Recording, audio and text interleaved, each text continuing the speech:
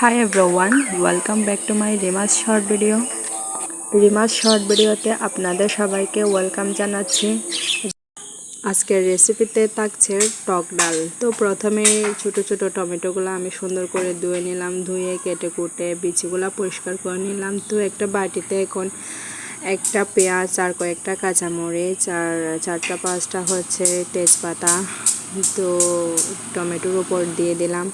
তো এখন হচ্ছে মশলা দিয়ে দেব, এই তো ধনিয়ার গুঁড়া, হলুদের গুঁড়া আর লবণ। তো এগুলা দিয়ে সুন্দরভাবে মেখে নিলাম হাত দিয়ে। সবগুলা মশলা একসাথে আমি মিক্স করে নিলাম। তো এখন হচ্ছে চুলার মধ্যে বসিয়ে দিব।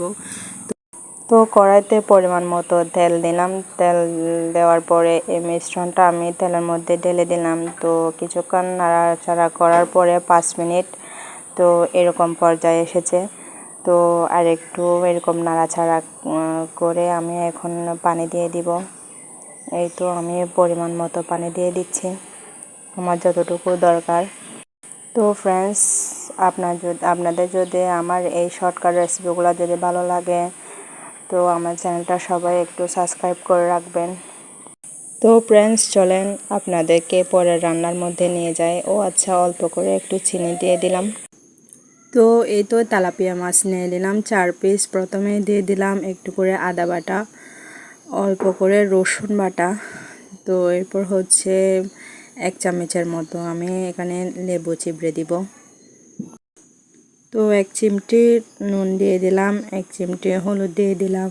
তো অল্প করে ধনিয়ার গুঁড়া, মরিচের গুঁড়া, তো এগুলা দিয়ে দিলাম। দিয়ে এখন আমি এই তো মিক্স করে নিব। মিক্স করে অল্প করে হচ্ছে কর্নফ্লাওয়ার দিয়ে দিব, ময়দা সহ দুটোটা মিক্স করে। তো এখন সবগুলা মেখে নেব।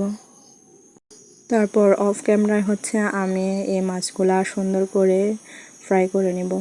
তো এইটা হচ্ছে আরেকটা রান্না, আমি মুরগির মাংস রান্না করছি আলু দিয়ে। তো আপনাদের সাথে রান্না শেয়ার করা হয় নাই।